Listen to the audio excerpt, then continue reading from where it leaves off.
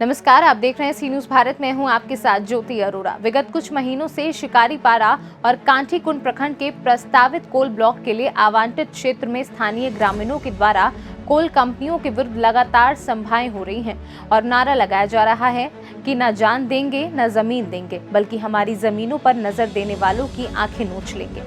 विगत कल इसी क्रम में सरस डंगाल पंचायत के हुलास डंगाल में एक विशाल ग्राम सभा आयोजित हुई थी, जिसमें सत्तारूढ़ दल के विधायक नलिन सोरेन की पत्नी व जिला परिषद अध्यक्ष जोइसा बेसरा ने भी आंदोलनकारी ग्रामीणों के सुर में सुर मिलाते हुए कहा कि हम हमारी जमीन का 1 इंच भी किसी भी कीमत पर कोल कंपनियों को नहीं देंगे। अब इसी बात पर क्षेत्र में राजनीति की शुरुआत हो चुकी है। इस संबंध में आज भाजपा के नेता परितोष सोरेन ने कहा कि सत्तारूढ़ दल के कार्यकर्ताओं द्वारा भोले भाले आदिवासी ग्रामीणों को भड़काया जा रहा है। आश्चर्य तो तब हुआ जब दुमका जिला परिषद के अध्यक्ष जयस बेसरा, जो स्थानीय विधायक नलिन सोरेन की पत्नी है, वो भी हुलास डंगाल के ग्रामीणों को केंद्र सरकार के खिलाफ भड़का रही है।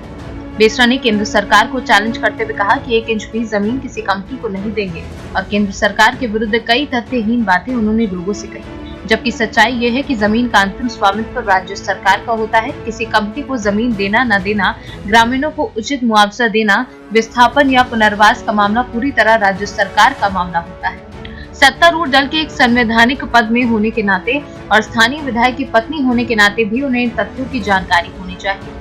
ऐसे में झारखंड सरकार और झारखंड मुक्ति मोर्चा को चाहिए कि वे सीधे साधे आदिवासी भाई बहनों को भड़काने के बजाय अपनी स्थिति स्पष्ट करें। वह उनकी जमीन किसी कंपनी को देना चाहते हैं या नहीं। अगर सरकार की नीयत साफ है तो उन्हें आदिवासियों को इन बातों से अवगत कराना चाहिए, लेकिन लगता है कि इस मुद्दे पर राजनीति कर सरकार 6 दिसंबर 2008 की घटना की पुनरावृत्ति कराना चाहती है।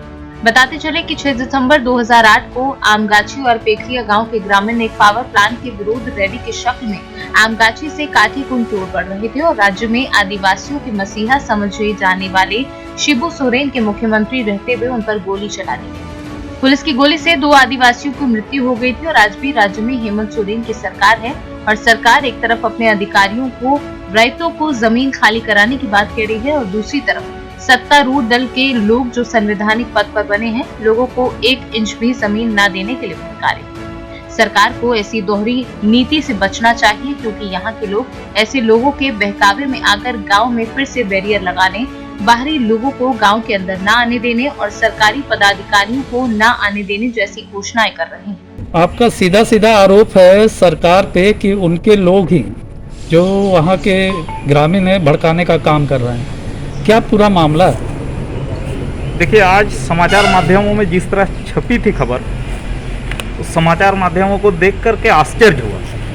पहले से जानकारी थी कि झारखंड मुक्ति मोर्चा के सक्रिय कार्यकर्ता, जो यहाँ के स्थानीय विधायक के नज़दीकी लोग हैं, उनके बारे में जानकारी थी कि लगातार गांवों में बैठक करते हैं कोल माइंस के खिलाफ, विस्थापन के खिलाफ। इसकी तो जानकारी थी और इस पर कोई आश्चर्य बहुत ज़्यादा नहीं हुआ। लेकिन कल जो घटना हुई है, जिसके बारे में आज समाचार छपी है कि जिला परिषद की माननीय अध्यक्ष श्रीमती जॉयस बेसरा जी ने हुलास डंगाल गांव में कल ग्रामीणों के साथ बैठक किया है, क्योंकि वो स्वयं भी एक संवैधानिक पद पर है, जिला परिषद के अध्यक्ष है और स्वयं भी परिचय दे रही है कि मैं विधायक की पत्नी हूँ और केंद्र सरकार को चुनौती देती हूँ कि 1 इंच भी जमीन यहाँ लेकर दिखाए।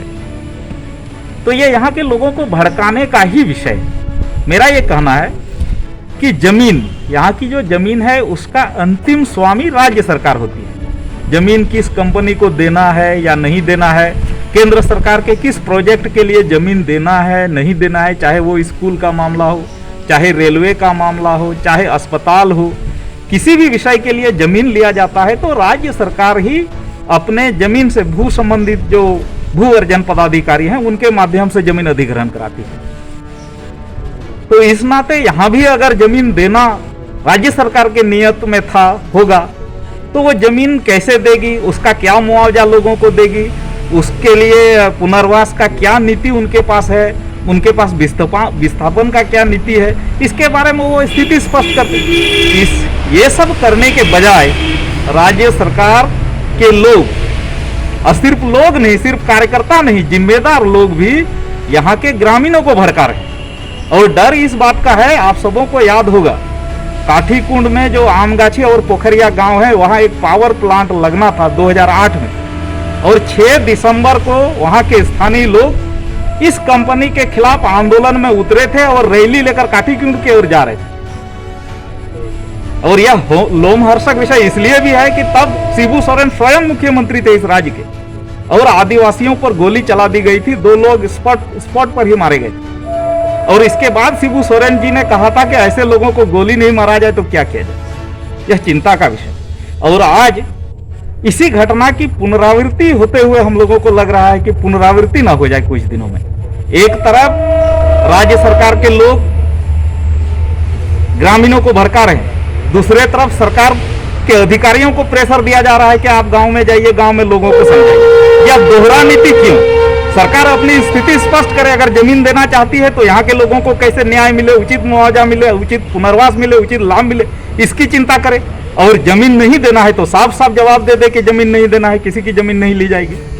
राज्य सरकार तो स्वयं यहाँ के जमीन की मालिक है, वो इस तरह की परिस्थिति बनने क्यों दे रही है?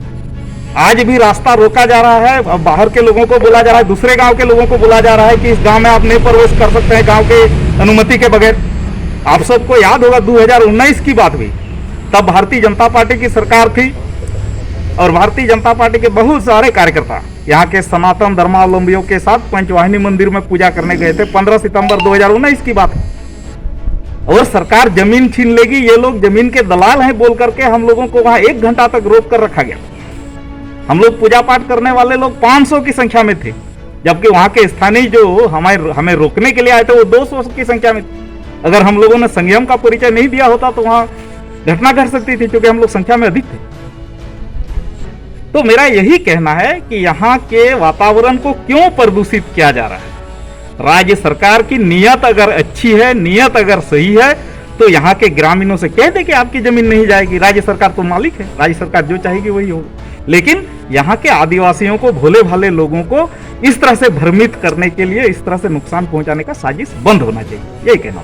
दुमका से सीन संवाददाता सद्दाम हुसैन की इस खास खबर में फिलहाल के लिए इतना ही। देश और दुनिया की तमाम बड़ी खबरों के लिए आप देखते रहिए सी न्यूज़ भारत।